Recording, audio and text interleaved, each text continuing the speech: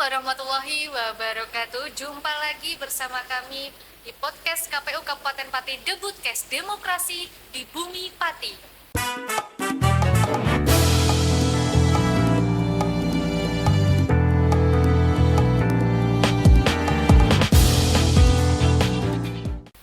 Baik, pemirsa, kita melanjutkan dari episode sebelumnya bersama dengan Pak narasumber kita, yaitu Pak Dedi Pirngadi, Kasubag Teknis Penyelenggara Pemilu KPU Kabupaten Pati. Selamat datang kembali di podcast KPU Kabupaten Pati, Pak Dedi. Selamat datang kembali, Pak. Bagaimana hari ini kabarnya, Pak Dedi? Alhamdulillah masih sehat seperti kemarin. Iya, jadi pemirsa ini masih penasaran, Pak Dedi. Kemarin Yang apa itu, Mbak? kemarin yang belum dijawab itu ada pekerjaan-pekerjaan apa yang dilakukan KPU Kabupaten Pati setelah pasca pemilu dan pemilihan selama 30 bulan. Apakah berdiam diri? Apakah ada pekerjaan masih yang berat-berat seperti sebelumnya? Silahkan dijawab, Pak Dedi. Oke, terima kasih, Mbak. Itu pertanyaan-pertanyaan yang memang banyak. Di masyarakat seperti itu, Pak. Oke.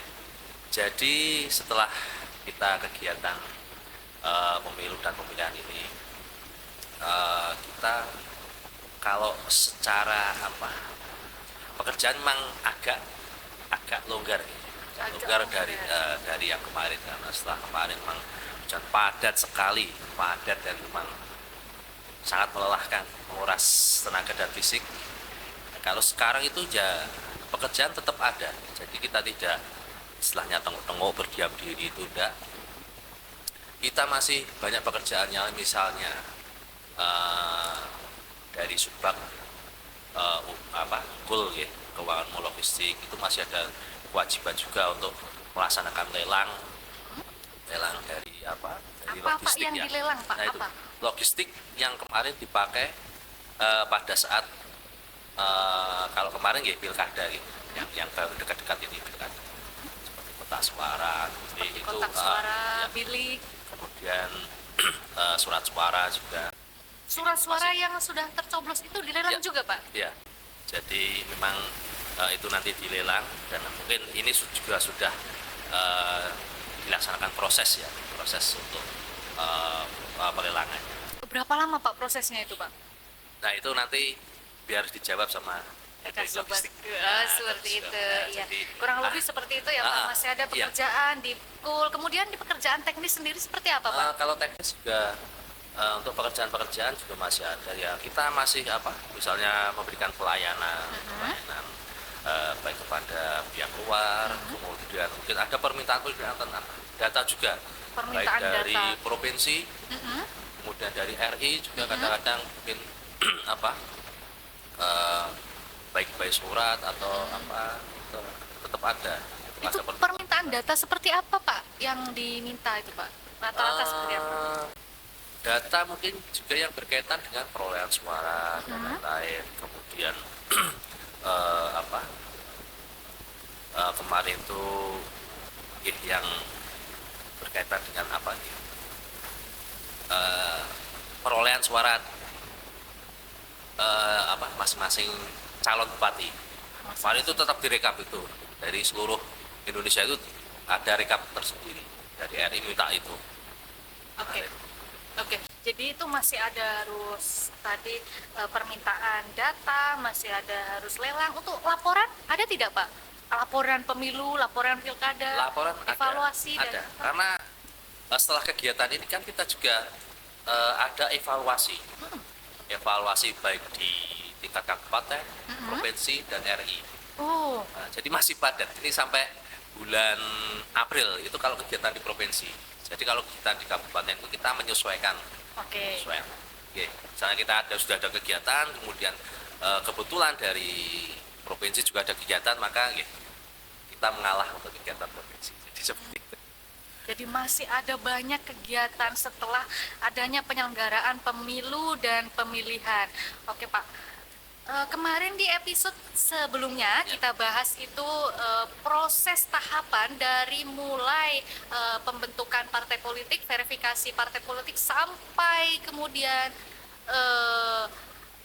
pencalonan, kemudian pemungutan suara, kemudian rekapitulasi seperti itu, pernah nggak dari tahun 2004 sampai tahun 2024 KPU Kabupaten Pati pernah atau tidak eh, memiliki kesalahan, Pak, kesalahan teknis? Kesalahan teknis. Ya, sebetulnya kalau kesalahan itu pasti kebanyakan dibebankan ke teknis ya. Biasanya orang bilang-bilang itu Kesalahan teknis, ya kan? kesalahan teknis itu. Nggak mungkin Teknis. Apa kesalahan salah teknis? umum, kesalahan keuangan gitu nggak ya, Pak ya? Jadi, Kesalahan teknis. kesalahan ini di teknis. Mungkin kayak itu ya istilah bahasanya seperti itu ya. Karena itu umum ya, umum situ-situ ya kesalahan teknis. Padahal di kita itu di bagian teknis sendiri itu kita sudah melaksanakan pekerjaan itu sesuai dengan prosedur, sesuai dengan SOP. Nah itu. Ya, kesalahan teknis kalau kita itu cuma ya, biasanya memang ini contoh ya. Contoh jadi misalnya kita untuk rekap. Nah, rekap itu kita sudah melaksanakan di tag dan lain-lain.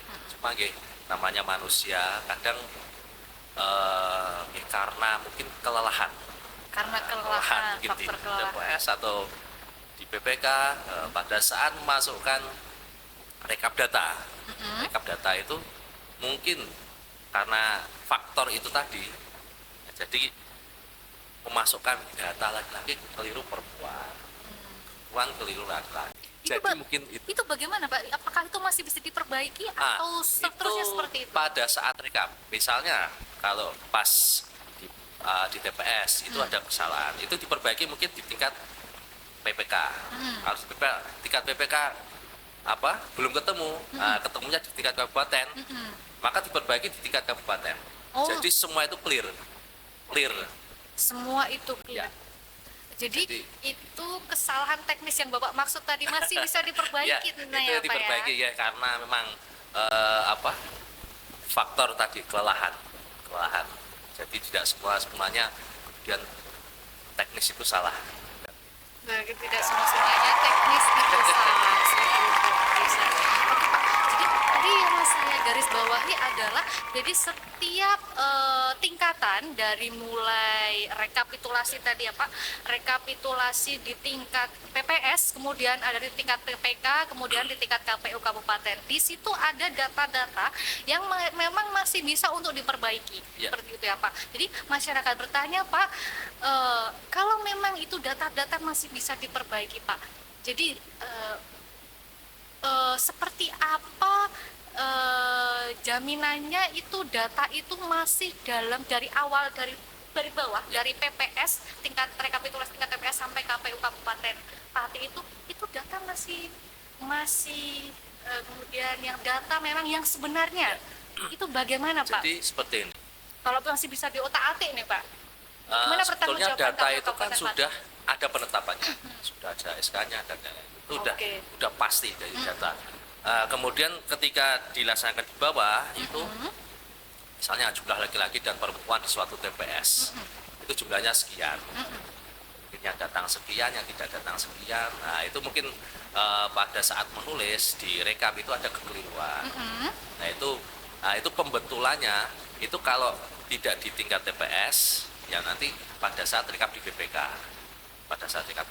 tetapi ketika memang di situ juga baik dari tingkat TPS, PPK pada satu rekap sampai kabupaten itu kita selalu diawasi juga. Selalu diawasi.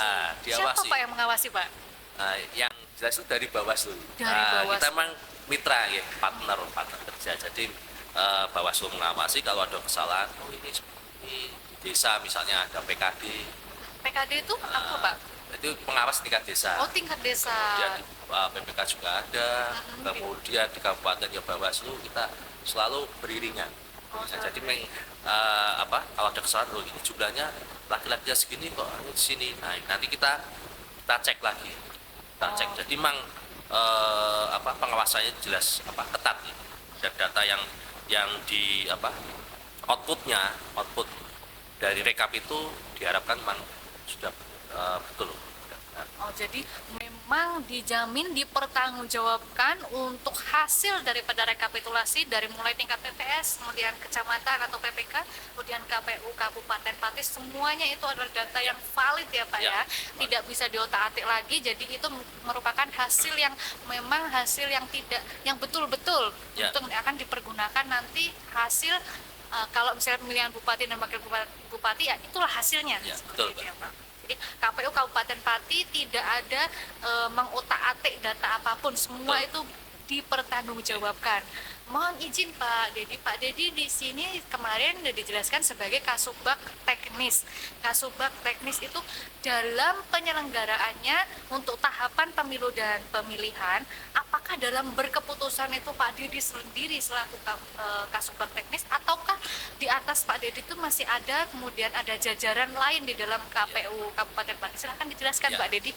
Jadi untuk saya sendiri di Subag Teknis Penyelenggaraan Pemilu itu masih di bawah sekretariat ya, Masih di bawah Bapak Sekretaris, dan itu juga kita juga masih punya atasan lagi yaitu di komisioner. Komisioner itu ada 5 orang, jadi masing-masing ada divisi sendiri-sendiri, dan saya sendiri itu di bawah divisi teknis Khusus divisi teknis. Jadi semua keputusan itu tidak secara mutlak Pak Dedi yang memang memutuskan ya Pak? Yang jelas kalau di sisi sekretaris itu sebagai supporting system. Oh, kalau Jadi kasubag kita teknis itu jadi nanti system. keputusan kebijakan itu ada di komisioner, dan tentunya dengan rapat pleno. Oh, tentunya diputuskan, ya, ditetapkan dengan rapat pleno, baru nanti ke sekretaris, baru ke Pak Dedi untuk pelaksanaannya secara teknis. Betul. Tadi bukan dengan kesalahan teknis ya Pak ya? Wah, bukan. Oke, cukup. Terima kasih atas kedatangan dan partisipasinya dan semua ilmu-ilmu dan apa yang terjadi dalam penyelenggaraan pemilu dan pemilihan yang diselenggarakan oleh KPU Kabupaten Pati. Terima kasih sekali Sama-sama, Pak. Mbak.